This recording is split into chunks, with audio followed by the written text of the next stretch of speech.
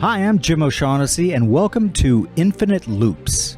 Sometimes we get caught up in what feel like infinite loops when trying to figure things out. Markets go up and down, research is presented and then refuted, and we find ourselves right back where we started.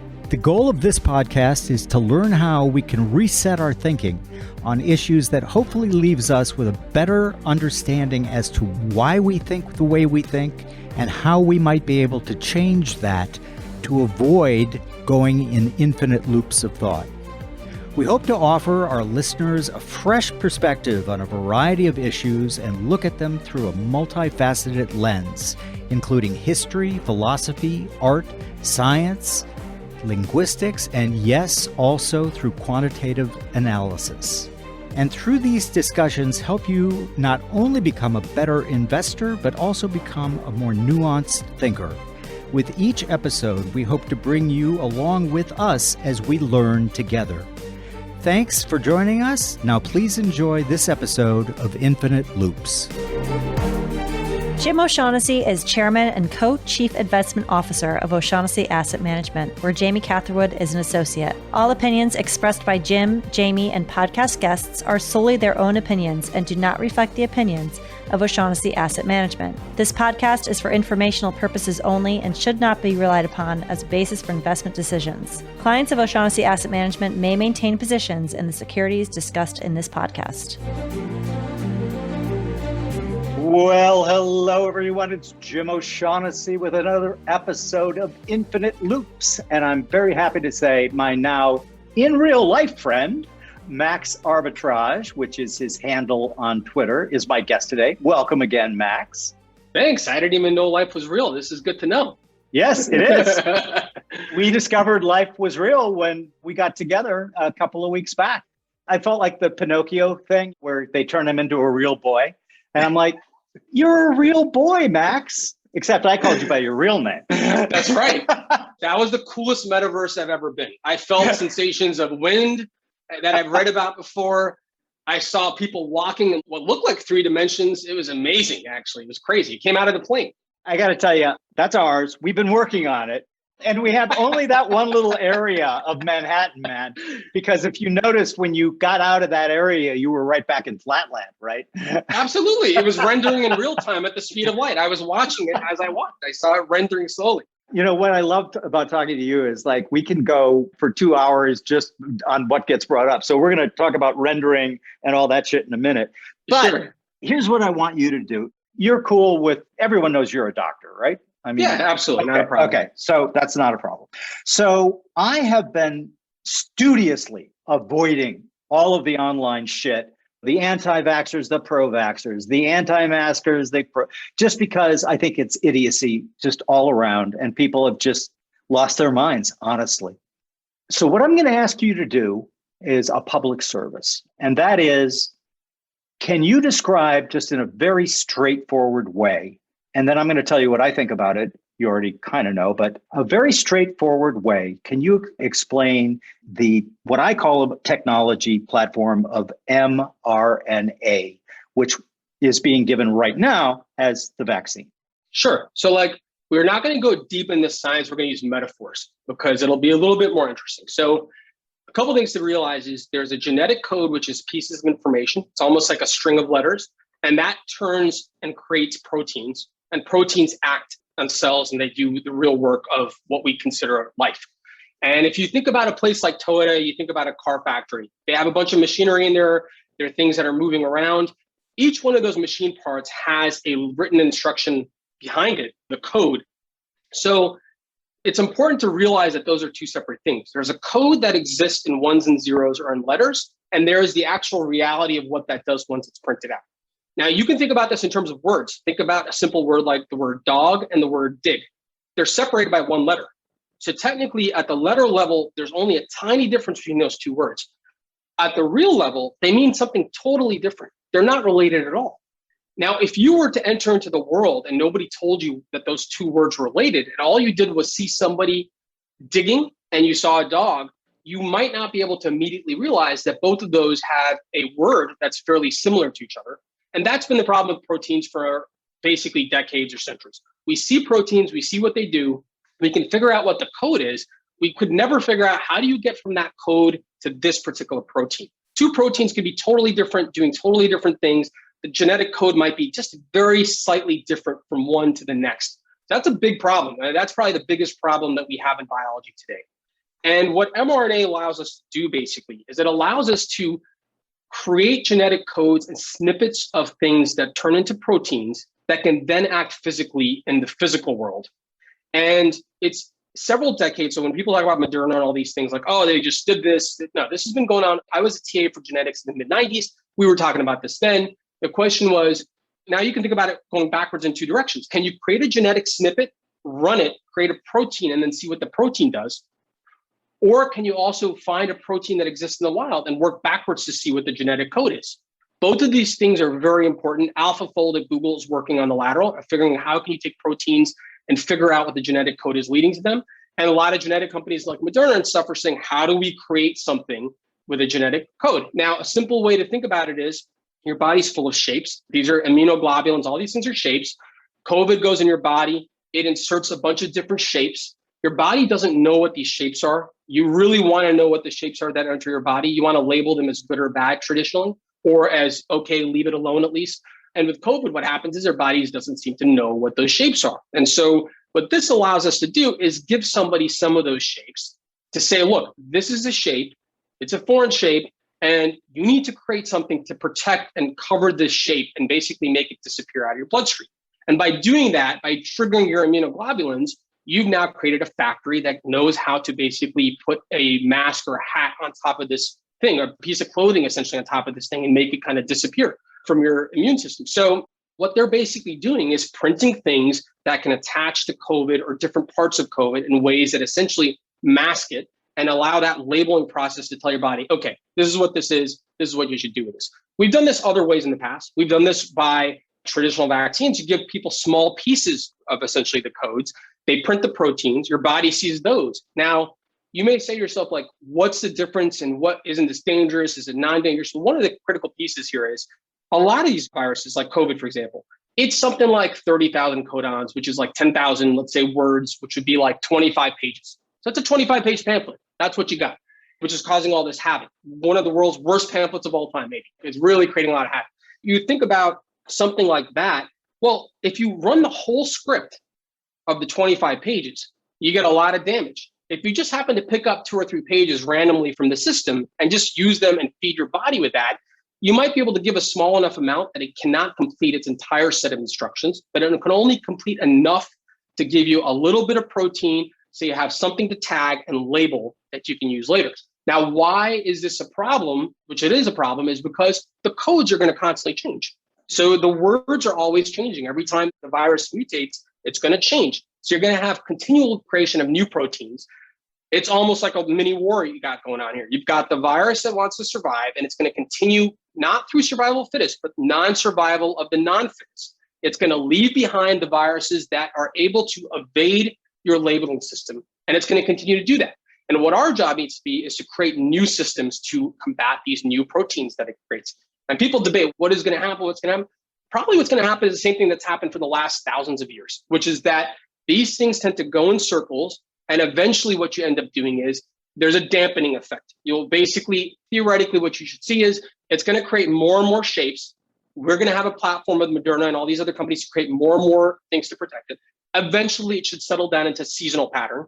And ideally, that's the end result of this thing, that a decade from now, and I'm not saying it's going to take a full decade. I'm skipping giving an answer of how long it's going to take, because, by the way, it's going to be different everywhere in the world. Depending on where you live, it's going to have different issues. Just like you go in parts of Western Africa, go parts of India, there's certain problems with polio stuff, for example. So that's the basic kind of analogy, is that there's written pieces of code and there's physical systems. There are physical proteins that can do things.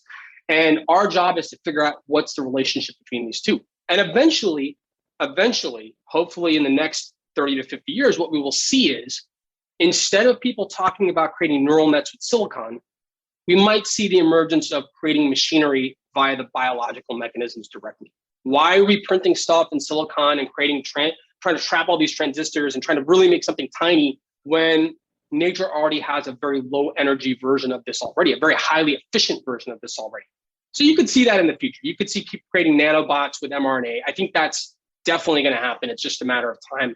And how extensive they get is also probably a matter of time. So first off, very excellent explanation. I've been trying to get it down to something, and your use of metaphors, perfect. I'm going to memorize that and tell that to people because, as you know, I'm pretty bullish on the technology. Could you spend just a few minutes on, you started at the end there though, but there are a lot of other applications for this technology. Correct. So like the obvious ones are the medical ones like cancer, or the simplest way you can think about it, which is kind of crazy to think about it this way, but you can think about a video game and you can think about the fact that people have video games and there's a developer. And if a developer wants, and he wants to go to Fortnite and he wants to put a knife in everybody's hands, he can. And if he wants to change the color of that knife to everybody at the same time, he can do it because he's got the code base to do that. So in theory, you could actually basically print pretty much anything. Okay, so what kind of things? You could have an oil spill. You could figure out a biological mechanism to essentially extract the oil from the water in that spill. You could create nanobots, dump them into the water, and you could basically use those to clean up oil spills.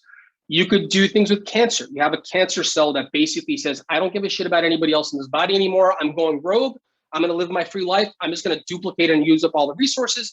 And you can figure out what the mechanism is of this cancer cell doing that stuff. And you can create a combatant kind of knife for your cells, essentially. Okay, this is a metaphor again, but you can create systems for your cells and say, look, now you have this to combat this cancer cell with, use that instead.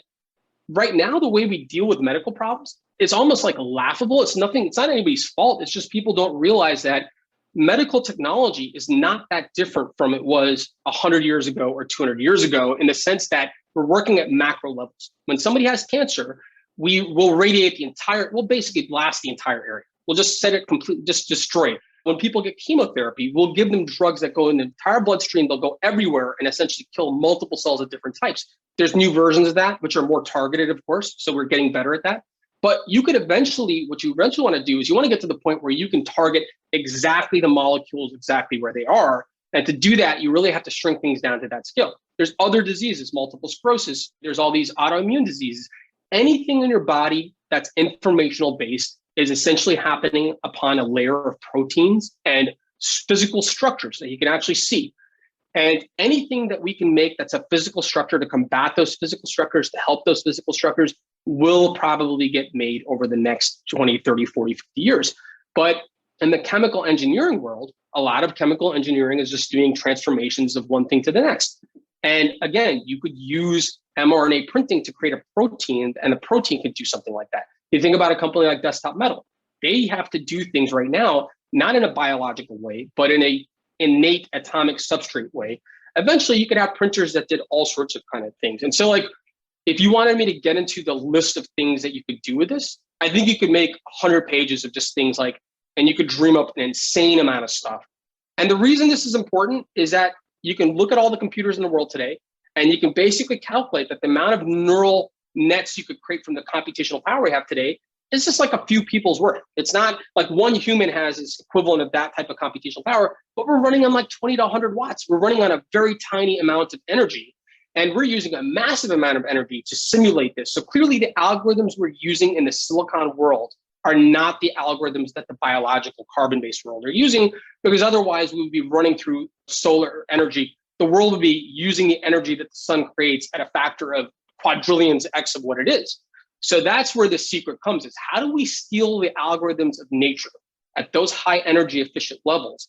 This is probably the best way we'll probably be able to do it for a long period of time. And so I'm pretty excited about it, as you can tell. The valuations of these companies, I have no clue. I tend to not buy individual publicly traded stocks, mainly because my goal in life is to compete with the dumbest people, not the smartest people. And so I avoid publicly traded markets because, like, one of my strategies in life is simply like try to find easy battles to win. Don't find difficult battles to win. But it's exciting. It's exciting. Yeah. It is very exciting. That's a very good strategy, actually. A follow-up question there. So I had Robert Plomin, who wrote the book Blueprint, How DNA Makes Us Who We Are. He's a genetic behaviorist, and he's a professor over at King's College in London. He's an American. But he is a genetic expert, obviously. And one of the things that he was really kind of at pains to get across is there are very few diseases, for example, that are caused by a single gene. He Yes, said that's correct. There are most of the bad ones are caused by an interaction of multiple genes. How do we tackle the multiple gene problem in the description you just gave of building using nature's code as opposed to what we're building with silicon? It's a great question. And actually, that's 100% correct. And it's one of the problems people have. One of the things, if you have a genetics background, it's painful is listening to people talk about, well, this is genetic and that's genetic. Well, most of the time, there's like so many genes involved in these things. It's a little bit like people use shorthand like the company Apple, the company Google. Well, it's not really that. It's a bunch of different people and all sorts of things are happening internally. So that's the case with multifactorial genetics. Now, there's two ways you can break down. One way is all those multifactorial genetics do lead to protein type cascades. And so ultimately, even though there might be 100 genes that encode for the behavior of one protein, at the protein level, it may actually be fairly simplistic. In other words, at the protein level, you may be able to isolate that these are the proteins that are causing the problem. Sure, there's thousands of different genes that are related to this, but you could create robotic arms that essentially affect that protein in a way that essentially get rid of that problem. I wish that was most problems, but it won't be that. That's going to be some subset. In the same way that single gene problems are one small subset of all gene problems, single protein problems are likely a small subset of all problems. Something like pain, for example, I'll break it down. There's kind of two ways you can think of medicine. You can think of physical processes, the heart, the diaphragm of the lungs, things that are essentially biophysical in nature, like our heart's a pump. Then you can think about the informational part of the body, things like the neurosciences, things like the GI biome, bacteria in the gut, things like the endocrine system, which is informational signaling systems. Those are informational processing systems. These problems that I'm talking about initially, about what things we can solve, the informational processes are going to be much more difficult than any of those things because the informational processes are going to be happening at the informational plane. They're not going to be happening necessarily at the structural plane. And so that is going to be an issue. In other words, solving the pain problem, which is, as you know, probably a lot of people in this country have pain. A lot of people in the world have pain. A lot of people have chronic diseases that are essentially never solved. And that's one of the reasons I think a lot of people hate doctors, or not hate them, but are very frustrated, is because nobody wants to be in pain. And like, we don't have any system. We're just like, take some opiates. You didn't like that? Here's some marijuana. You want to try that? We're basically like throwing random things at it. Like maybe that'll work. And maybe people will chill out for a decade and will wait till they get angry again. That's kind of the way we're dealing with it because we don't know how to attack the informational plane of pain in the brain. And so those types of things are probably going to take a lot longer. There's going to be these complex systems that are multiple proteins and informational cascades that you're not going to be able to attack simply. I call it kind of like the Middle East of problems in the sense, like some of these things may take a long, long time to figure out. You may have to create neural nets that essentially take the data out of our bodies and eventually take that information and try to work backwards to figure out where in the system, in the gene cascade, can we attack one set of these genes in the multifactorial complex that can really knock out the target. We might have to do stuff like that. So I don't think the mRNA problem is going to solve necessarily all of the diseases, and probably like maybe let's say 10 or 20% of things that we're struggling right now, it might figure out. But a lot of these things are going to be very difficult. Neurological endocrine issues are going to last for a while, I think. So then the obvious question becomes, obviously, with any progress come risks. And so what do you see as the risks of this technology encompassing all the things that we've been discussing? The biggest risk is we don't understand how the informational cascades in the body works. If you want to take a big whiteboard and draw out all the chemical reactions in a plant or in a bacteria or in a human body, you actually can't draw the entire thing. You can't even do it for single cell completely. And those cascades that I'm talking about all feed back into each other. So even if you could figure everything out, how are you going to create an algorithm to iterate that process forward? It's not clear to me that there is an algorithm. Nature might be that algorithm. The issue there becomes is if you don't have the full biochemical pathway that exists in the human body, and we're going to start tinkering and putting stuff into the system, there's always a risk that will trigger some new type of cascade of informational systems inside our body that does something that's negative. And it may take a while to figure that out. There's definitely the risk of that even with the COVID mRNA vaccine. I took the vaccine without even thinking about it, knowing fully well that that could be potentially the case. And The reason I don't worry about it is because most of these informational cascade systems tend to trigger almost immediately, meaning you give somebody something and your body starts to go into this progress of you're going to start to notice things that start to come up. And over a period of time, as time goes further along, you kind of get an exponential decay of something, which is true of everything you take in your body. You eat some food, initially it causes a glucose spike and you have insulin. A year later, your body is not really reacting to that piece of food that you had a year ago, not necessarily that specific meal. I think that's part of what's going to happen with a lot of this stuff is they're going to have to test it in animals. They're going to have to see what happens at that level. And they're going to have to do safety trials. And that's the part where if you're an investor, you really need to understand what you're doing. Because what a lot of people do not understand about medicine is it's a much more slow moving process than people realize. You got to get through phase 1, which is safety trials. You got to get to phase 3, which is larger trials to show that it actually works and is still safe. And you're still monitoring phase 1 patients then a year or 2 years later. And then you got to get to phase 3. Multi-center, massive kind of trials. The COVID thing is a rare time period where you actually see the regulators kind of say, okay, we're going to try this thing. I don't think that's going to be their de facto situation. So a lot of these things I'm talking about, unfortunately, they're going to have to go through real tests with people, and we're going to have to see how they play out. And sometimes they're not going to work, and they're going to cause bad side effects, and the ratio is going to be too high. And whatever that researcher is going to have to start all over again, and they're going to basically have to scrap it. I think something like 500 chemicals that we come up with or molecules we come up with to put in the body, something like 1 actually hits the commercial marketplace. Now, you can decide if the ratio is 100 to 1 or 1,000 to 1. The point is, it's a lot. There's a lot of failure in that process. There's a Twitter account that's something like research in mice or something, and it's almost like a joke. It's like everything that they say is research in mice. They keep on tweeting it, but the joke is obviously that like most of those things are not going to do anything for us. We're not mice. So it doesn't really do great for us. I don't even think people care that much about mice, but we have to try something. And you can't do baboon research that easily. That's very difficult, and it's very ethically questionable how much you should do at that level. So a lot of this stuff's just going to have to be tested, unfortunately. And the COVID thing has been great in the sense that like we have at our hospitals in the city, for example, a ratio of the people that have side effects so far versus in the actual virus. And it's like, it's massively low, the amount of side effects there are. It's so low that many of these side effects are basically higher in the population that doesn't have the vaccine than they do from the actual vaccine. In other words, they're basically baseline noise. So that's a great sign. I was nervous about that. I'm like, what if they release this thing and the ratio of side effects ends up being massively high? It's going to set back that field for 50 years, probably, kind of like Fukushima did to nuclear. It'll probably take decades. The fact we made it this far is really, really promising. Every doctor that I know that's in that space, the geneticists, people are very happy as to the overall statistical results of this process so far. There's going to be testing. I was just talking to a friend earlier, and it brings in the complication of this is not in a bubble. This is not isolated to doctors and researchers. You've got insurance companies who, come on, let's be honest about this. I'm not going to paint them all as evil, but let's not even use a pejorative term. They're looking at this from a business point of view, which I understand.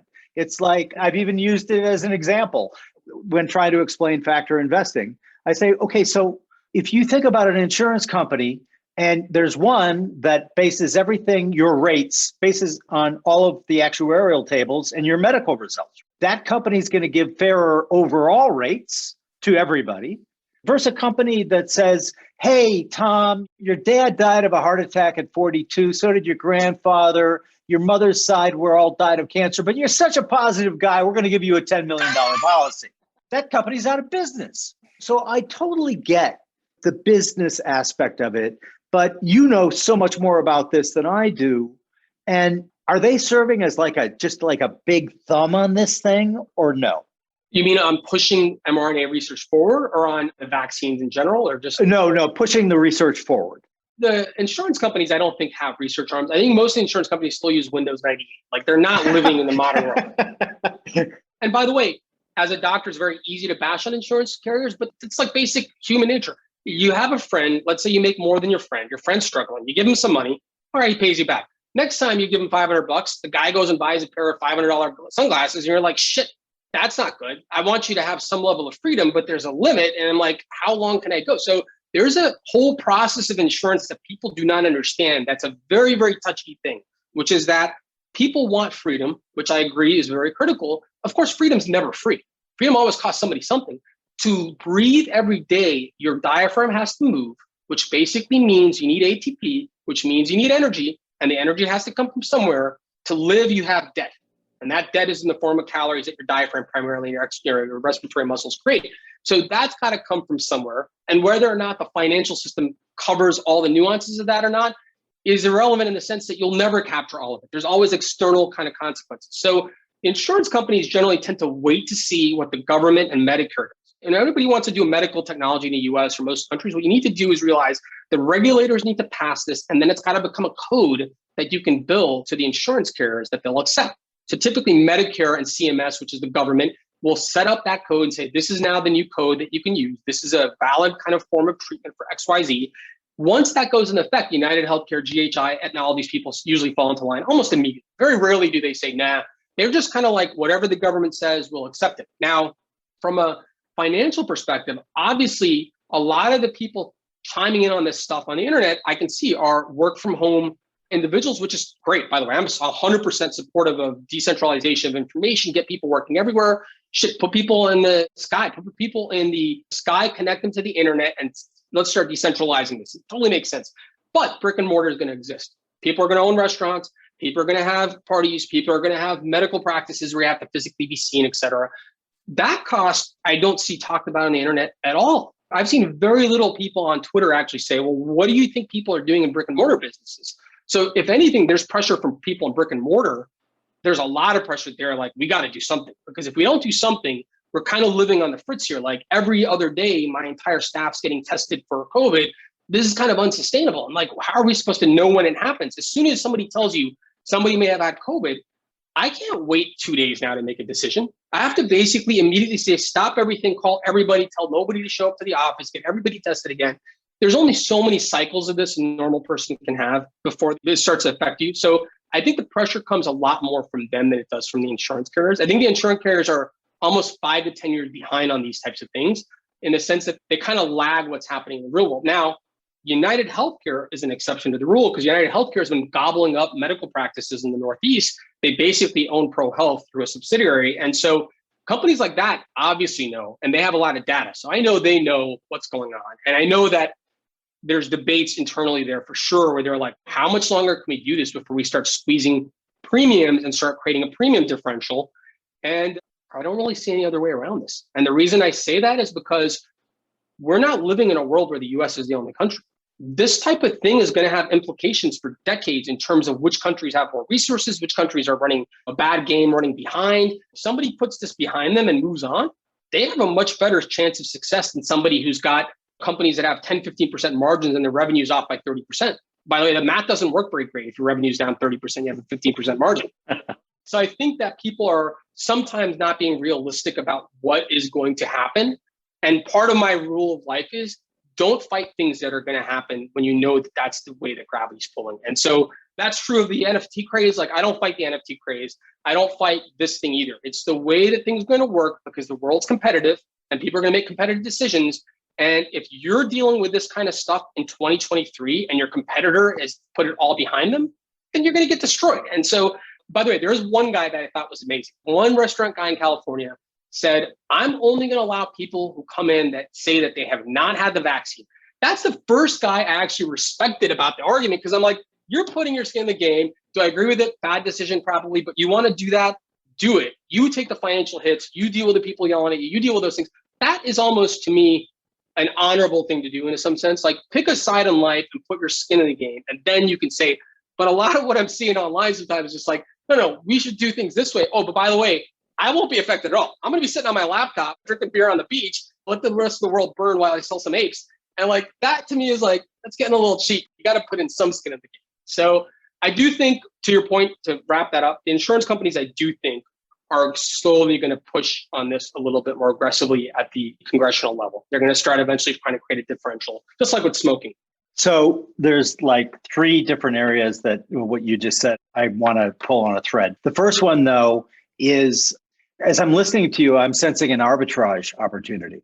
And in that, I mean, what about the people who don't need insurance? Is there an opportunity here for some like really, really smart people working in biomedicine to like come up with things that they're like, no, insurance, we'll never take insurance. This is a cash only. Do you see that as an arbitrage opportunity here? I think so. I think you can always have catastrophic layers of insurance. So you can always create a catastrophic system where it basically says, look, you're going to have like a $20,000 deductible, essentially. It's not a real deductible. You're just going to pay cash. Every year, you're going to pay $10,000, $20,000 a year. If something bad happens, if you go to the hospital, you're going to get covered at the hospital. Now, the reason I brought that up is because at the hospital level, things start to add up very, very quickly. Even if you have $20 million, you have a bad car accident, you have 3 or 4 people in your car, it can become a percentage of your net worth very, very quickly. And so it's really kind of like one of those things where on that end of things, there's 2 problems. The first problem is you're probably going to need the layers for almost everybody, except for a few billionaires or people that are going to just pay for everything. Most people are going to probably need some catastrophic level layer. The other problem is, and this is like a very frustrating thing, is that people tend to have this weird thought process that if you do everything right in life, you're going to be healthy. So the way you always hear people talk about it is like, my grandmother is 80 years old. She's always been healthy. Nothing's ever happened to her. She's been great. Her heart's been fine, everything. And all of a sudden she died of a heart attack. I don't even know how that's possible. And it's like, yeah, because what's happening on the surface is not what's really happening inside of your body. There's no such thing as a perfectly healthy body in the sense that entropy is trying to rip everything apart and make it random. And you're taking energy to keep these structures alive. You should be happy every day when you wake up. It's like, holy shit, I beat entropy another day. Screw you. But like the thing is, like people assume like, well, if I do some deadlifts and I eat a bunch of steak, that's going to work out. And someone else like, no, you got to eat a vegetarian diet. It's like, you could go to the hospital, you can look at 70, 80-year-old people, and there's people who've done everything perfectly and it didn't really work out that great for them. And there's people who literally like drink Coca-Cola, eat ham and cheese and egg McMuffins, and they have $150 billion and their name is Warren Buffett and they're 90 plus years old. And so like the ratio of how much you can affect your own health is actually a lot less than people think it really is. It sucks to say that because I understand it feels good for people to tell themselves like all this stuff I'm doing is going to no, but you go to the hospital, it's not like a bunch of weightlifters are just crushing it in the ICU. They're like, this guy was bench pressing so much, he's going to rip out the intubation tube and come back to life because of the strength he's developed. It's not how it works. Your body has a lot of capacity, which is incredible. Unfortunately, humans have decided this last economic cycle to not build that capacity in their supply chains. Thankfully, our body supply chains, incredible. You can lose a third or almost an entire lobe of half your lung essentially and be fine. You can lose about 20, 30% of your liver and be fine, maybe even 40%. You can literally be born without one kidney and just have, without 2 and have 1 kidney. You could be fine. So we have these redundant systems built in. And what that means is when you see a decline of a processing in your body in an organ, you don't actually notice that it's dropping constantly because you have this reserve built. It's only when the reserve goes out that you actually notice that something got bad.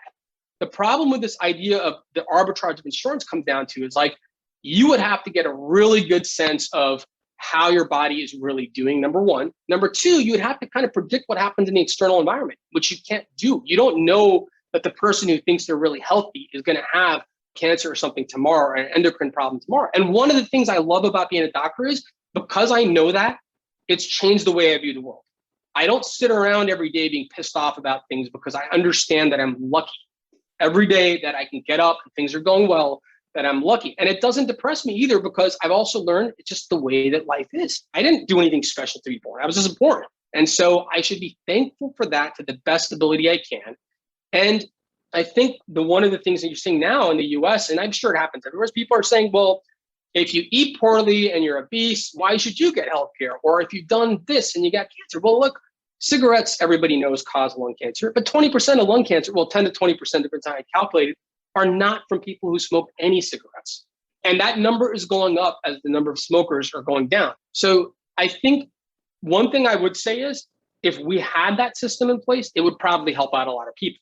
I'm 100% supportive of the system. I just don't know how to do it. In New York State, insurance for a family is like $35,000 a year, basically. I pay $2,800 a month for me, my wife, and a baby, none of which have any serious medical conditions at all.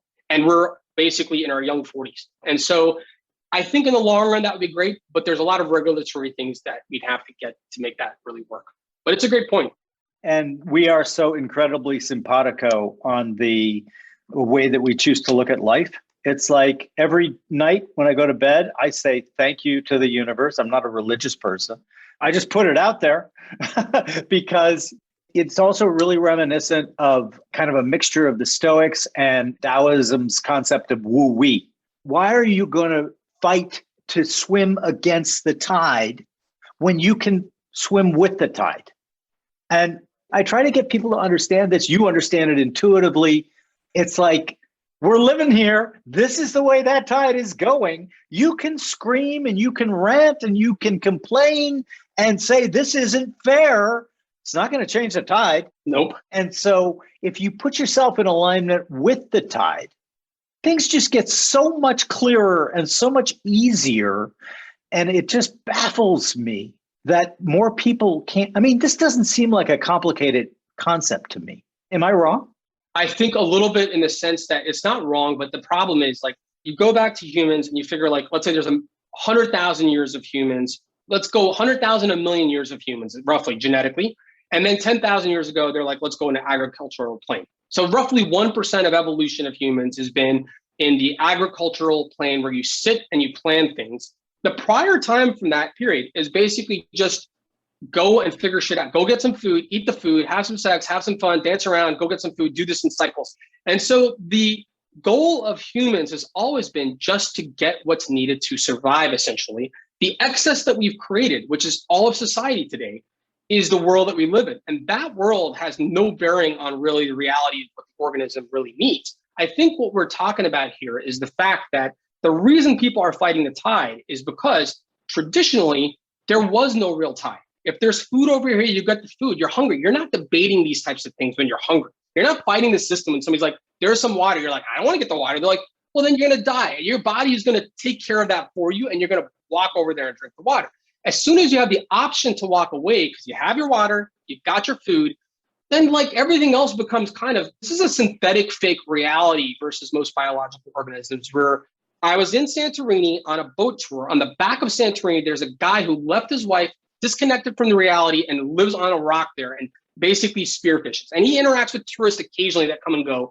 And I'm thinking about it. I'm like, he technically has everything and he's living fairly long. The guy's in his 60s now. And I'm starting to realize like all these financial people tell you need to have 30x expenses roughly to have a 4% withdrawal rate. And I'm like, but the expenses are literally like rice and beans. You don't even need a house. And then I was like, man, homelessness is really bad from where I sit. But then I'm like, but people were homeless for 1 million years. So like, I'm not saying that's how it should be today, but the point I'm trying to say is the fact that I think that's how it should not be today is a synthetic layer of reality I've placed upon the base reality. So I think that's why people fight these kind of tides a lot of the time, because they're not the real tides. Nobody's fighting when a flood is coming and it's right outside. All of a sudden they're on the roof. You'll see people all the time, they go to the roof.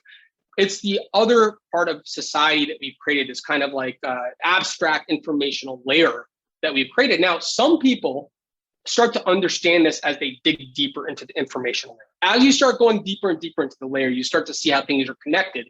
And then you start to have these senses of things like buying puts before 1987's crash and then accidentally selling them like right before as well. That's when you start to figure these things out and then learn later how to not to repeat those mistakes. But I think that's where I find interesting about you and a lot of other people. A lot of the people that have figured this out have figured part of this out because they manage people, they've built businesses, and the businesses beat the living shit out of you. And then you learn. Some people have had children and the children beat the living shit out of you. And so you start to learn. But I think it's like, somebody told me, like, if you have 7 kids, it's like, everything's great. You don't fight anything. You just go with the flow. Somebody shit over here, somebody did this over there. You just go with the flow. It's like the first kid is painful because you have to actually think through stuff. You're still thinking, you're still planning.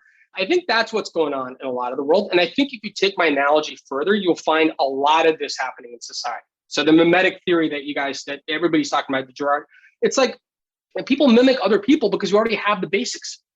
And the basics we have to mimic anyways because everybody needed ATP. So all of the stuff we needed in the beginning was the same stuff. It's H2O, it's food, and it's some level of shelter. And so we always needed the same things. We always looked to each other to help us find the same things. Once we got all those things, now you got this other world. It's like, what are we supposed to do in this other world, which is completely detached from what you need to survive?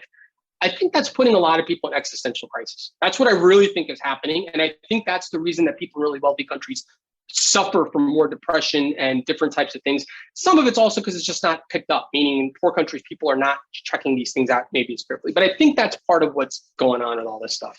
That is absolutely brilliant from my perspective, because bang on about, listen, human OS, the base code is absolutely right. It's for hunting and gathering and to be really good at that.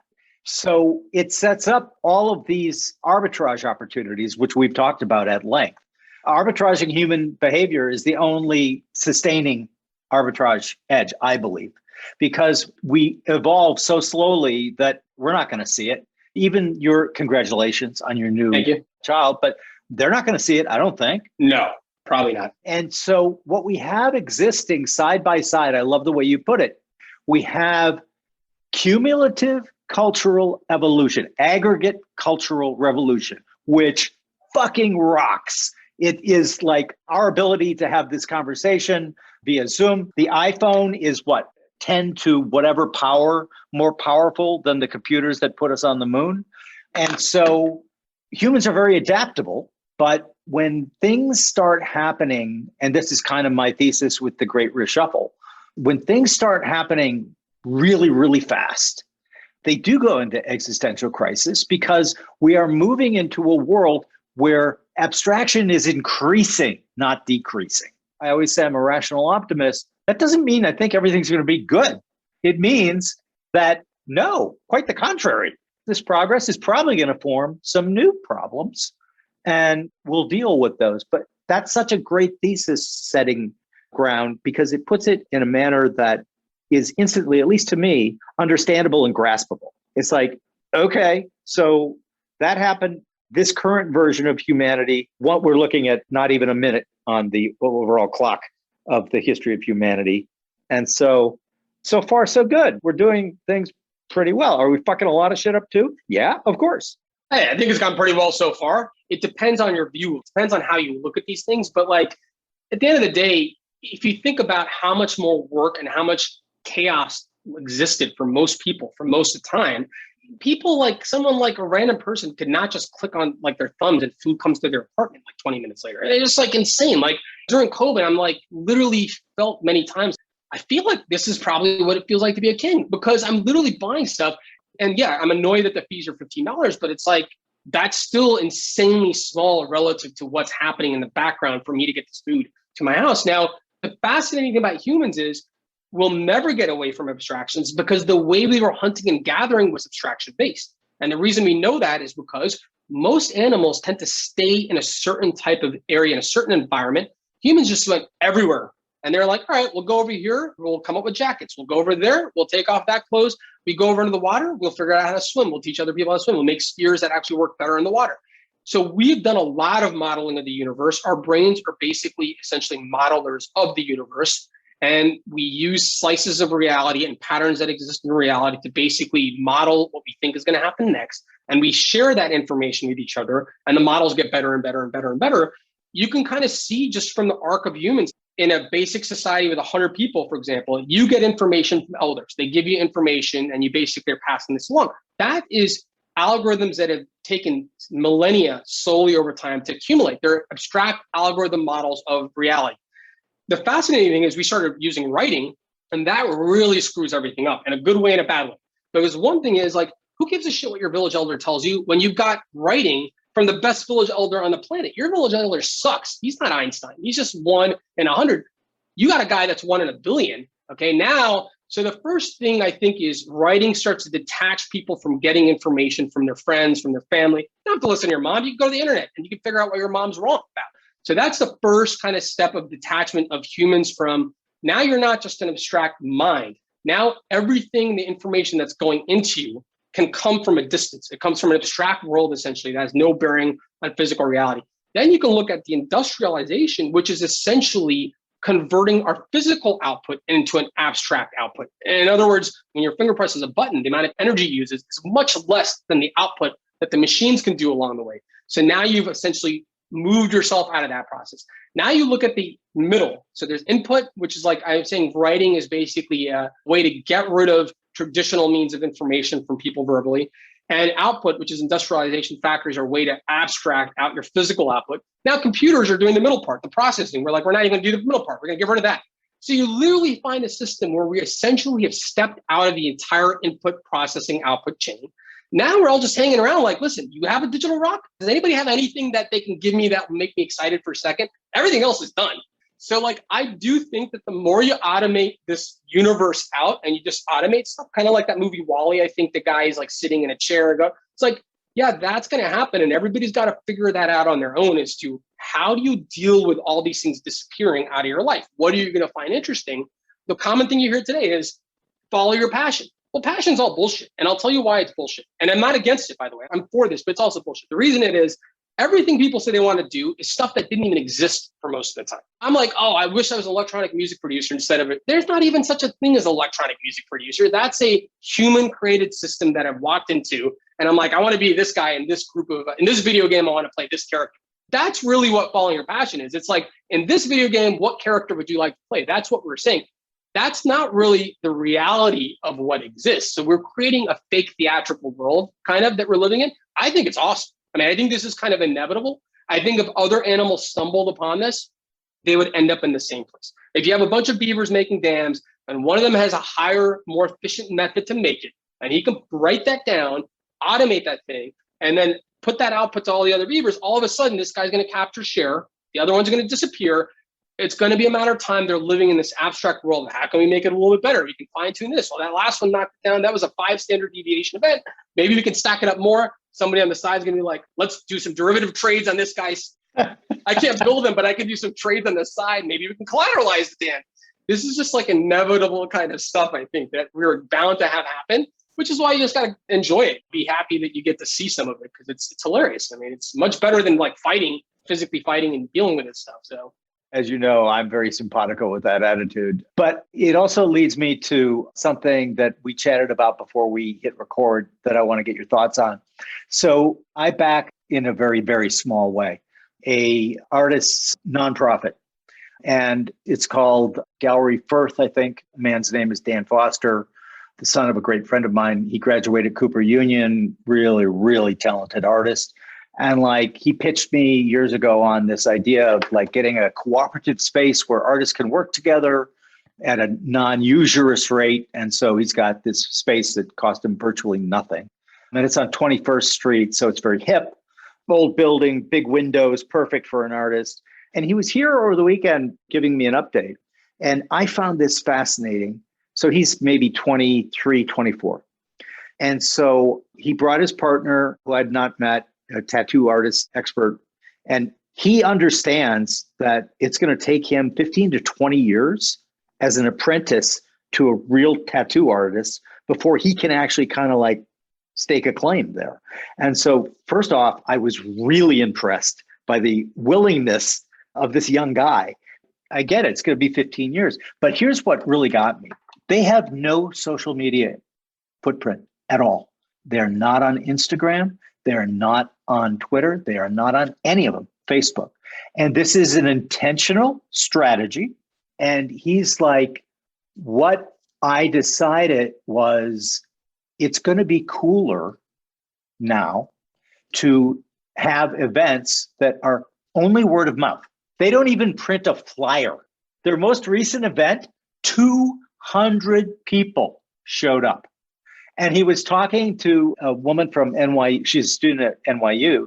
And she's like going on to Dan. She's like saying, do you understand how my social capital like soared because of this? What do you think about that? First of all, it's cool. I love when people do different things. But part of it is, I think I partly telling you before we started, like just the concept of people who are young wanting to do things that people who are older tell them not to do. So whatever becomes in vogue, there's always a rebellion against that process. And I think part of that might just be like an inherent thing in humans that during the times when you're a teenager and you're becoming a young adolescent, there's kind of this like simulated warfare mindset that's going on that probably was there for a reason for a long period of time. So I think there's definitely some of that going on. It's like whatever everybody's doing is not going to be cool anymore if you do it. We know that happened with Facebook. We know that happened with Facebook, where as soon as parents started joining it, people left and went to Instagram, they went to TikTok, they went to Snap, all these things. So that's one part of it.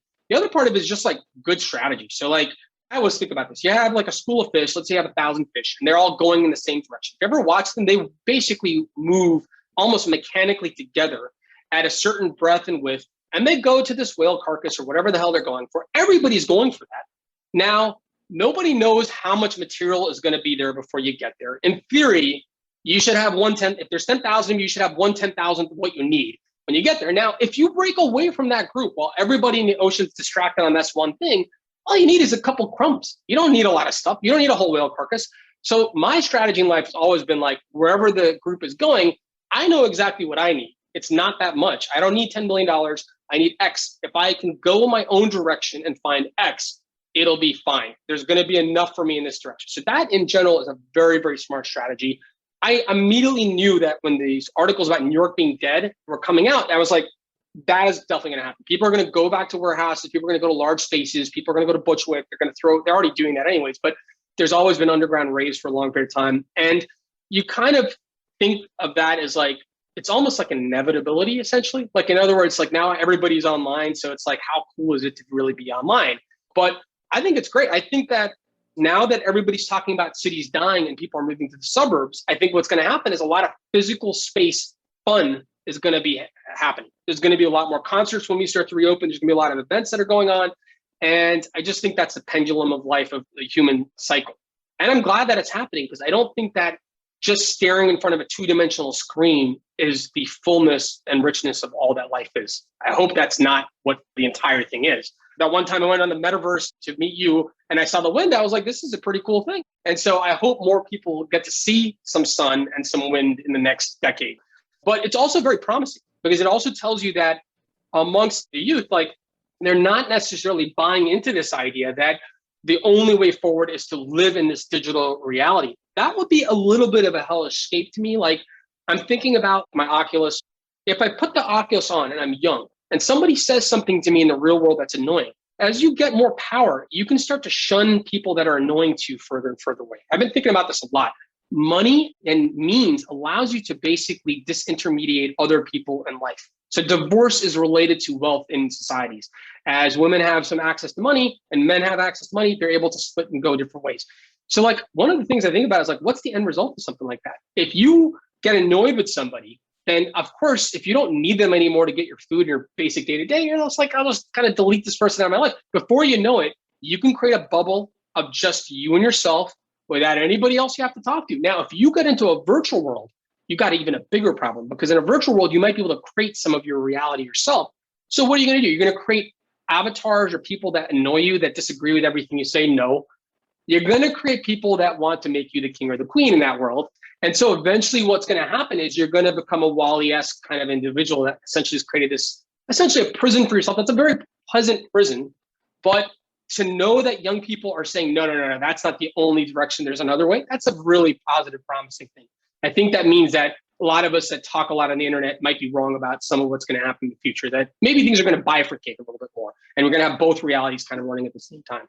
Well, again, there's a reason why we get along so well. I think that is absolutely right. It's like when we met in real life, it's just, you honestly cannot describe it in a short phrase. I mean, reality is completely different, but there's so much more interesting things going on there.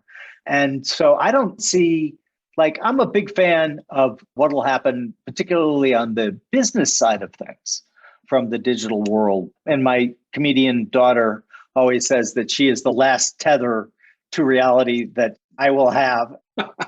And she was just here recently and she's like, you know, Dad, I have decided that once I know that you have Oculus 5, I probably am going to give up. She's going to be doing stand-up somewhere in the middle of nowhere in your Oculus. She's going to pop and be like, hello, I got a set. Are you guys ready? That's probably the future.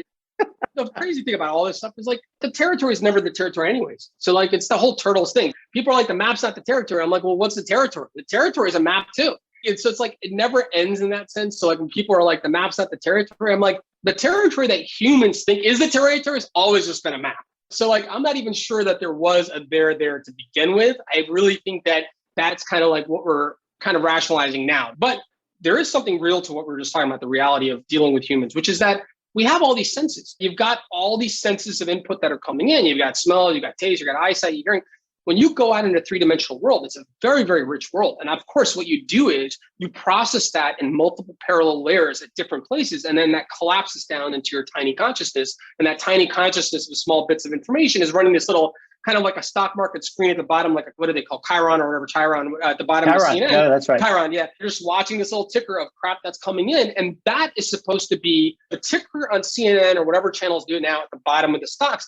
That stock ticker of AAPL represents so many things underneath it. The processing that needed to make the iPhone, the whole story of Jobs, all the things that existed to get to that point. Now it's just this tiny little set of words on your screen, just scrolling by like, here's everything in one little number. Do what you can with this piece of information. Here's more, by the way. Here's more universes of things that have existed. Absorb them all in a minute or two. I'm sure you'll make great decisions with this information. So that's what's happening in the real world is like you're getting all of that stuff and your consciousness is collapsing it. And now what's happening in that cell phone or two-dimensional plane where you're getting information is the written information you're reading is a collapsed version of that already that's out in society. Essentially, people are collapsing their realities into small segments and snippets and sending you these informational statements, which are essentially small snippets of reality. And if you get too deep into that plane, what ends up happening is you're just reading other people's snippets. There's zip files of the universe, essentially. You're just looking at zip files constantly. If you want to open up one of those zip files, unzip it and go deep into a rabbit hole, that's great. But at the same time, there's a lot of things you can experience yourself that are not zip files. You can go experience all the files that exist essentially in the world, and then you will actually probably get access to a lot more interesting insights because you're then processing things first derivative level. You're not waiting for somebody else to tell you to do stuff. Then you can apply things directly to your own personal life, which is what really matters. Kind of what you guys are doing with I think, the Canvas, like just the concept in general of like, people should be able to focus. You're not doing a 4% withdrawal rate because it works. It's because it was a simple thing that we could collapse into a number that allowed everybody to kind of get 60-40. It's round numbers. I wonder, what are the odds of that? Is it because it's scientifically accurate? No, it's because it's simple. It's easy to say, but it doesn't work for everybody. So like part of what all of us need to remember is that all these things that people are giving us are tiny snippets of information that are collapsed. And what really matters is the stuff they're not telling us. And that's for us to figure out. We need to go out and figure out what these other things are. Non-information is more important than information. And that's a very weird thing. But like when somebody gives you a mixtape or a CD in the 90s with 10 songs on it, that has a lot more value than a playlist with 1 million songs on it. It has more information, which is very paradoxical because by the bits, the 1 million song playlist has more information. But that's not how meaning really works. It's the 10 songs, the fact they got rid of all the other stuff, that they edited it all out and gave you this. That's where the meaning is. So people need to start looking more for non-information, not just information, but non-information. Bingo. You've hit on the whole idea of like where I see this going is if you can't train yourself to synthesize information to speak to your 10 CD. So the process that gets you to those 10 songs is really important. Because what we are sitting with, and you understand completely and intuitively, is the 1 million songs up here. The layer, if you're going to add value, in my opinion, you have to be able to curate and synthesize it down to a list of 10 songs, which oddly contains a shit ton more information in it than all of the information up here because of the process that you had to go through to do this. So one of the things I always try to do is I very rarely read from my own field. It's like most of the insights that I'm able to gather and synthesize come from evolutionary biology, psychology, genetic biology, all of these things that you need to be able to synthesize. And the idea that gets back to the existential crisis, I think this ties in there too, because there is so much. And I'm a huge Claude Shannon fan, who came up with information theory. So a lot of us are at our Shannon limits of just the raw information. And raw information is essentially, in my opinion, of really little value right now. It is what you said, you have to look at the non-information side of things. And that requires nuance, that requires your ability to drive down a lot of fucking rabbit holes and come up with a null set. It's like you and I have talked about this when I was talking to you about my idea for using machine learning to find if we can confirm a black swan has occurred. Not predict, just confirm. As I shared with you at the time, every one of these theses that I have, my expectation is a null set. It's like I'm wrong. I'm still going to do it. I love this idea of the curation process getting down to the 10. The thing that I would say about your thought about writing is, I agree. Robert Wilson had a really interesting insight about that, though. He called writing time binding. And when you can time bind ideas, you're absolutely right. Your village elder becomes a lot less useful because you have this aggregate social evolution, and there are village elders who are 10,000 times as good. And so I kind of view that as a privilege, though, of our generation, in that we have access to like the greatest minds. And if we avail ourselves of those, we can make our maps of the maps better because we can error correct.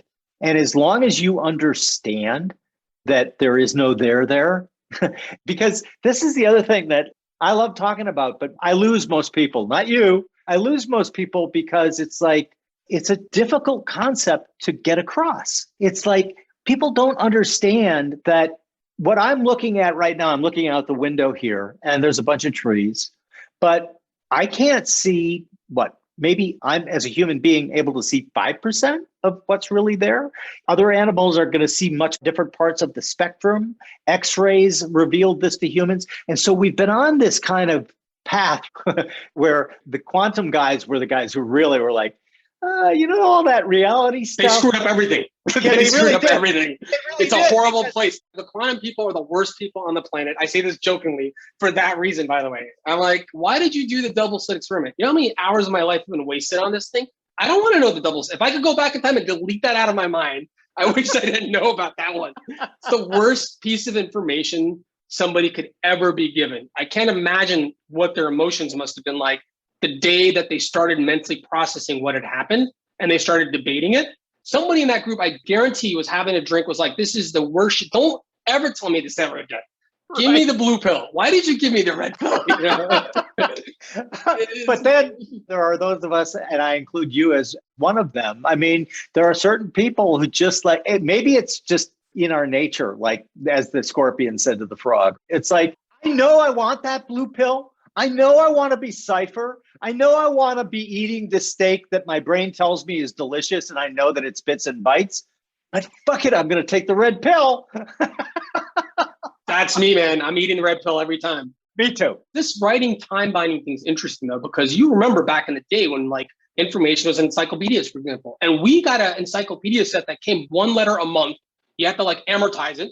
And like literally like, I don't know anything about zebras because I didn't get that far. Just like slowly, a little bit at a time, you're getting this information. Then we just take everything and dump it all together at once in the same place. Here's a search box. Forget about the Dewey Decimal, whatever the hell that crap was. Just put in whatever and things will come back. So I was like thinking like, how am I going to explain to my son? He's 5 weeks old. Like, what am I going to explain to this guy about what happened? Because I can't explain to him the past. So I was thinking about it really simply about just the law of numbers. The Dunbar number, 100, 150, it doesn't matter to me if it's 10 people, 100 people, or 1,000 people. Let's say there's very few people have the access and ability to memorize the states of 10,000 people. 1,000-ish people, you're getting really a few connectors. I know you're probably one of them, that network people have 1,000, 2,000 people you can keep track of. So then I started thinking like, what if we took the entire United States, 330 million people, and put them in a stadium? There's 100,000 people, and let's say you shrink that population down. Well, 200 of those people would be doctors out of 100,000. Now, if anybody's been to a stadium and seen at the end when everybody leaves, it's insane. It's just like never-ending stream of people, cars going. You can't mentally process how many people are there. You just know there's a lot. You go to Madison Square Garden, there's like 20,000. You go to a football stadium, there's 100,000. Your brain doesn't really realize there's 5x. It's very tough. You've lost track of numbers. It's just a lot, basically, is what your brain is.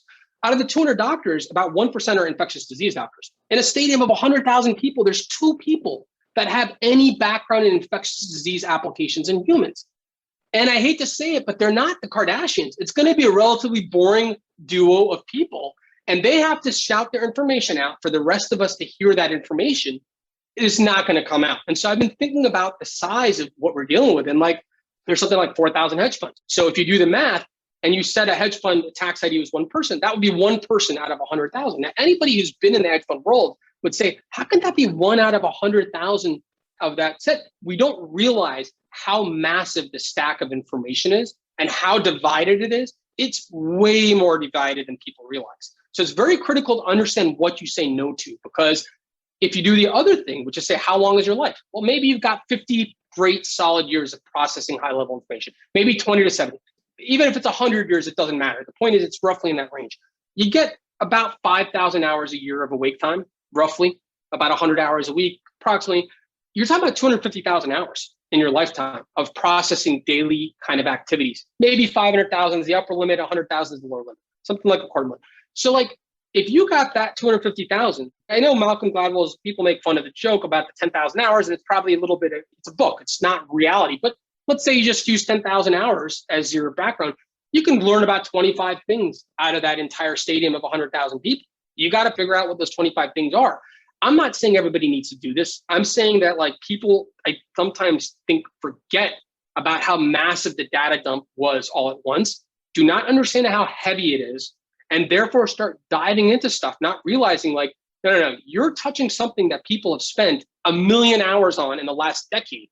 And you're looking at this data chart that somebody published on Tesla Research that's saying, well, they're going to be self-driving in 2024, blah, blah, blah. You're just looking at this one table that's showing information. And like, there's other people that know millions of tables and stats and facts about this thing that you don't even know.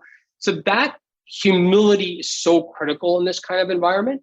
It's like, I TA genetics, I've got some background in genetics, but I'm not an infectious disease doctor. And am I going to spend 1,000 hours in the last 12 months reading about the details of COVID genetics? No, because I don't know the other 100,000 hours to fit everything in. So I'll just be wasting my time in that world. That's not to say you shouldn't find things that are curious that open you up. I think people should find things that you're open up to and you go into a deep dive in those directions. I think a lot of people don't realize though, like if you think you're going to open 200 tabs of 200 disparate items and go into deep dives on 200 of them, you should go into a calculator and start calculating how many hours you can do relative to the people that are in that field. And you're going to find that you're really barely scraping the surface on these things. And what I think about people like Musk and Bezos, people are always so focused. What do? It's what they don't do that matters. And what they don't do is they don't get distracted by things that basically lead them down dead ends. And you end up with millions of dead ends in your life. And I hate saying this partially because I don't want people to get the wrong idea. I don't want people to just become siloed either in their fields. That's like the worst, the quote unquote expert in their field, talking to other experts in their field, eating donuts, having coffees, assuming everything's already been taken care of because nobody in the regulatory world knows what's happening. Nobody outside knows what's happening. You got this beautiful black box that's working perfectly. That's not a good reality either. But people have to be a little bit more methodical now. And I'm going to tell my son that it's like, you got to pick some things you're interested in and go in these dives. Don't assume you're going to one up every single person in every single field. And it's not a matter of intelligence. See, I think people have so much ego about intelligence that they're like, I could do that. Like, you know, somebody said to me once, like, you could have been an options trader. I'm like, no, because I wasn't. And the fact that I wasn't tells you I could not have been, because in order to do that, I would have had to dig deeper and deeper and deeper into that field. And the deeper you go, the more the gravity and the resistance gets, the more difficult and boring it gets. And if you don't have the drive to get through it, that's what's stopping you. It's not that maybe people don't have the brains to do this stuff.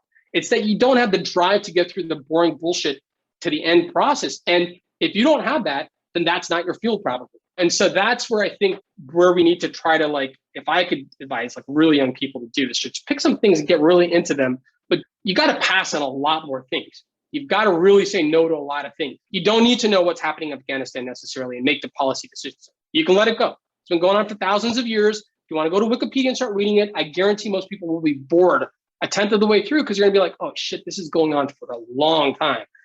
And then you're going to give up. And then later, if you do that, you could spend that time instead trying to do something to help somebody to make their lives better. I think that's a much more useful way to kind of live life, or you might go crazy in the modern world, I think.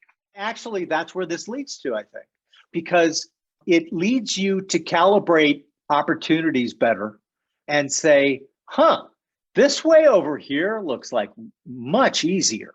And so from the point of view, people say to me, well, this is quant in public markets. So why? And I'm like, well, I always joke that I'm really, really lazy. And I kind of am. And the fact is, that solves so many of my problems. I totally negated all of the human foibles because we don't override our models. And so I can completely like look at the list and say, oh, fuck, I can't believe we are buying this stock. But it doesn't matter. My opinion doesn't matter because my opinion on the models matters quite a bit because I give the final approval.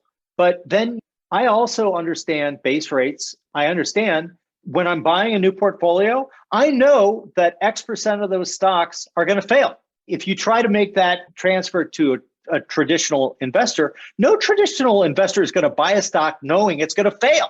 Yes. And that's scary, by the way. You're 100% right. But like the answer to this that a friend of mine and I discussed was like, if you don't have something that's sucking in your portfolio for the last month or quarter, you have a very dangerous portfolio. Because bad news, the world and the universe is not running on weekly cycles. It doesn't give a crap about the fact that you crushed it for those 3 months, because unfortunately, you have to live a lot longer than that. And as a result of that, you need to be on top of 80 years times 50 weeks, which is like 4,000 weeks of stuff that's going to happen. And all it takes is for you to screw up and drop a finger off the ledge on one of those weeks, and you can come crashing all the way down. And that's why I was drawn to you from the beginning. When I read your book, I'm like, oh, to me, this is just like logical stuff. You need to have a portfolio of some things that fail, and you need to realize that if you pull the trigger on things that fail automatically, yeah, sometimes it'll be the smart thing to do. A lot of the times it won't be. You're going to remember the ones where you shouldn't have done it. That's for sure. That I find fascinating in the investment world, because investment world, you can't talk theoretically. You have to do it. And what you said was great, because I was just thinking when you said that, Jim Simons in Renaissance, what people talk about him as he's the god of investing in terms of like rates. He says himself, I have no clue what is going on. That to me is a serious clue. I turned on a YouTube video of him once giving a lecture about like 6-dimensional manifold, some crap I didn't even know what it was. It was worse than the double slit experiment. I watched it for 6 minutes. I'm like, I don't know what this is. I do understand that now that I saw his yacht at Chelsea Piers. I'm like, I don't really feel bad that this guy has a yacht that size. I kind of think he deserves it. Don't tell us about this manifold stuff anymore. Just make money and do your thing. And I was thinking, like, if that guy is out in the sense that he doesn't want to even get involved and like try to figure out what's going on anymore, I'm not going to try to compete with this dude. That's like the most aggressive, intelligent thing to do. I already know that I can't do it because I tried to watch one of his lectures and I had nothing to comment. I didn't even understand what the topic was. I couldn't even summarize the topic. So that I want people to start thinking more in terms of both laziness, in other words, efficiency of action, which is the other way to put it. Not just not doing anything, but doing things that have action and meaning, whether they're meaning in terms of getting you ahead in what you want in life or enjoying life, whatever it is. And the other part of it is like, being okay to be just dumb about a lot of stuff. It should be okay to be stupid about a lot of stuff. I don't understand when it used to not be cool to be smart. In the 90s, if you were a nerd, it sucked. And anybody who was a nerd was like, oh man, this sucks. The jocks, they have it really good. And now I'm like, maybe they had it right. Maybe it's better to just keep the nerds in a box, because this one-upping of intelligence defeats the whole point of intelligence. The whole point of intelligence is to not have to one-up each other, but to build upon each other's work. If you want to go in that direction, you should just beat the shit out of each other like on a field, just knock each other's heads out on a football game. But if you want to be intelligent, that's part of the process of being intelligent, is realizing you don't need to solve everything. Other people are going to solve most of your problems for you. You just need to figure out what token to exchange with them to get it done. And so I love talking to you for that reason, is because I know you've done so much in your life, but you recognize that it's not really beneficial to go in these types of directions, meaning to waste your time on things that are essentially not going to change much. You're not going to change them much. Nobody's going to care if you say Jim's the smartest guy in the world. It's not going to matter. You're still back with your daughter complaining that you're not listening to her jokes. That's what you call wisdom. But like you've said, one of your great advantages, honestly, is that you do what you do. It's like, no. I'm not going to go over here and compete over with these geniuses. Oh, no. No way. I'm going over here where like it's like shooting a fish in a barrel. Of course. I don't even understand how people get to the point where they think that way, because literally the first thing I look in a space when I'm investing is how easy is it and how many smart people are in that space. If there's a lot of smart people in that space, I'm not going to generally go too deep in. Now, what I could do is I can duplicate bets. So dying on a hill is something that happened because you can't duplicate the atoms in your body. So there was a time in the material plane where you have to make a decision. You're going to go left, you're going to go right, and you can't duplicate it. The whole point of things like writing and software and currency is that you can duplicate your bets. And once you can duplicate your bets, why are you dying on anything? Just place your bets everywhere. I mean, you don't actually have to ride that horse. The other guy can ride the horse. You can bet on all of them. And you can actually even be better. You can be a casino and get a fee on all of them. But I think that's part of where this comes from. People are thinking in the material plane still like, oh, I've got to have this decision. I've got to make this decision. I've got to be the person that stands for this. It's like, you actually don't. You can literally Control C, Control V, anything you want today. So just make that 5% decision. You're not sure if you want crypto in 2016 to start reading about it. I don't know what's going on there. I just know a lot of smart people in it. I'm just like, it's not going to kill me to buy a small amount of Bitcoin or Ethereum. So I did it. You could do that today, and you couldn't do that in the material plane. You couldn't make that 0.1% bet easily. So just take advantage of what we have today, which is you don't have to put in all your bets in one single place. You don't have to have an idea you're sure it's going to happen. You can kind of duplicate. Which is a fantastic way to explain it. Because in the physical plane, that bet, you might die and the game's over. You're done. In all of these other planes, you're not done. That requires a very different computational skill, and it requires a very different way to look at these bets that you're making. And as you put it, like I used to say this in every talk I ever gave, if you're gonna be involved in gambling, be the house. Yes. Because the odds are in your favor. Being the house is boring. Totally. Being the guy who goes in and wins the $1 million at the craps table, goes home with the prettiest woman and has the champagne, that's the drama. That's the great story. If you're going to make a movie about actuaries, nobody's going to watch it, man, because it's going to be really... They tried. I think you needed a gun, an accountant or something. Exactly. They were like, you need to have a gun or something. This is not going to work. Yeah, that was Ben Affleck, totally. Right? That's right, Ben Affleck, right. And it was called The Accountant. Well, not really. He was an assassin. So it's like the things that animate us are great stories. And I have no problem with that. But they lead people to believe that's the way it's got to be for me too. No way, man. No, definitely not. You want your investment strategy, whatever you want. It should be right for you, but should be so fucking boring that no one's going to even want to talk about it. I totally agree with that. And I think Munger and Buffett hammered that in like 1,000 times. They hammered into my head to the point where it became part of who I am, in a sense. Like I started thinking about that about a lot of things, meaning the things that are really making the world go around are kind of boring things. If you want to sell Botox for $300, easy. If you want to sell an echocardiogram for $300, almost impossible. Nobody wants to know the intricate, boring details of some shit that takes 85,000 pages to explain to somebody what's going on. Not exciting. Botox right in the face, right in the eyes. You see it immediately. It's superficial and people can see it. Boom, you got yourself a winner. And really where it comes down to is you don't have to choose one of these sides, but I think it's important to realize these things exist. I was at Baha Mar in the Bahamas, like right before COVID hit last year, like way back in the beginning of the year. And I remember I was at the roulette table where my interest was, a friend of mine was betting there. This guy like makes decent money. And you would think that somebody who has decent money decisions would not make really ridiculous decisions, which is like, there's a wheel with a 0 and a double zeros. I'm like, it's guys, everybody, there's literally on this table, they have 2 middle fingers pointed at you. So I spent all this time watching the numbers because one of the things I was interested in was like, how long can these runs of black and red go? So I was like watching them, like, can we get 11? Can we get 12? So I was just thinking, like, if I watch for 3 days and I watch this many sequence of numbers, how many blacks or reds can we get in a row? Because you know that betting system of doubling your bet, whatever. Later I started getting bored. The Kelly criteria is what the Kelly criterion, right? And so like later I start watching people's faces because now I'm like starting to think like, what's going on here? All these people are like expensive tables. People are spending a lot of money, so they have decent amounts of money. Obviously, I'm not completely idiot. I know there's a whole game involved here. Part of it's people hanging out with each other. There's socialization. They're spending money and whatever. But I hate to say it, a lot of the people who are there after talking to them had businesses and probably don't have limitless capital. Okay, so there are people that do have real money and maybe they're having a good run and they're willing to do it. And if shit hits a fan, there's a divorce and there's some shortage of cash, they're not going to even probably connect that this table is the kind of thinking that leads you in that direction. But I was watching people for a long time. I was even watching my friend just staring at him like from the side, like, what the fuck's going on in your head? Like, what are you thinking? There's 2 clear stats on the table. And they were all talking about the mysticism of the numbers. A 21's hitting on this number and 19's hitting on that table. And I'm like, I don't know what's going on, but this is a thing. It's a very popular thing. There's more of those people than me by a factor of about 1,000 to 1. Even the people who are out on the beach, most of them had one partner that was in the casino that was still there gambling away. And I don't know what to make of that stuff because like, I think part of it is like, maybe there's this kind of feeling of you feel like you should do something. So sitting on the beach and just staring at the sky seems like there's nothing happening. It's boring. So this concept you said about boredom, I think it relates to a lot of things in life. Is boredom is really painful for us for whatever reason.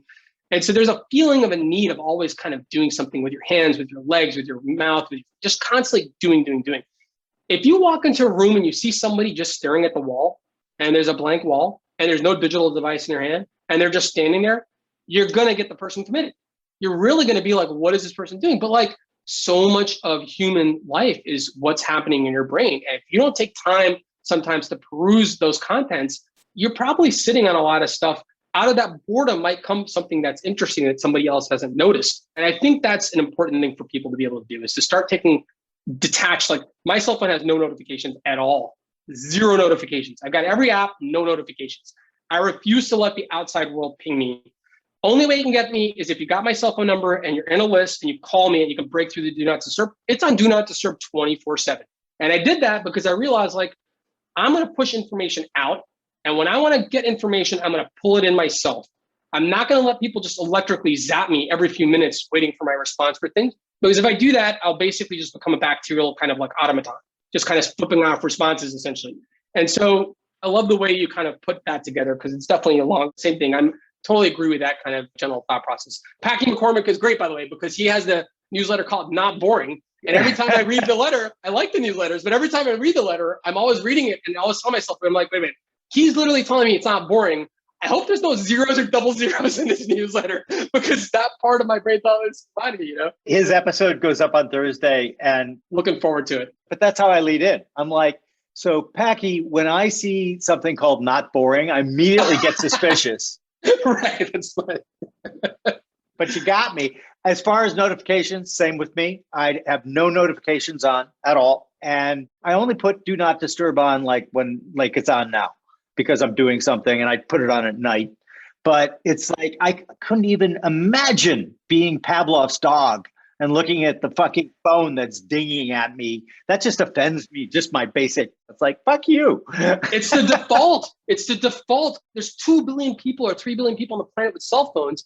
And my guess is 99% of them are getting massive amounts of notifications a day. That number is made up. I don't know if it's 99%, but I think it's a lot, because we know, you know, from the investment world, they've done research on if you're given a fund, the odds of somebody switching it even to a lower cost fund is almost very, very minimal. Very low. A few dorks are going to look at it and be like, 20 basis points is not just too much. I need 4 basis points from Vanguard.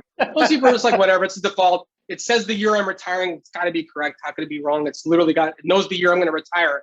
Got to be right. So like, I think that like that part is always like one thing I keep on telling people, like, do not let society determine your defaults. You figure out your own defaults. Never let society tell you your defaults. That'll screw you.